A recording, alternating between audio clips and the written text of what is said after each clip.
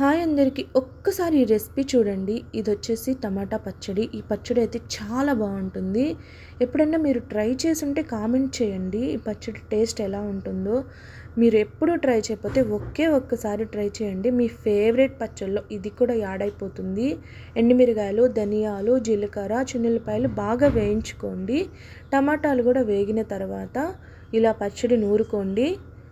తర్వాత ఈ పచ్చడిని తాలింపు పెట్టుకోండి. టేస్ట్ అయితే చాలా బాగుంటుంది. చాలా ఈజీగా ఉంటుంది. చాలా టేస్టీగా కూడా ఉంటుంది. ఒక్కసారైనా ట్రై చేయండి, మీకు బాగా నచ్చుతుంది. అలా వేడి వేడి అన్నంలో ఆ పచ్చడి వేసుకొని నంచుకోవడానికి గొట్టాలు పెట్టుకొని తింటుంటే చాలా బాగుంది. అద్దిరిపోయింది. వీడియో నచ్చితే లైక్ చేయండి. మరిన్ని వీడియోస్ కోసం ఛానల్ సబ్స్క్రైబ్ చేసుకోండి.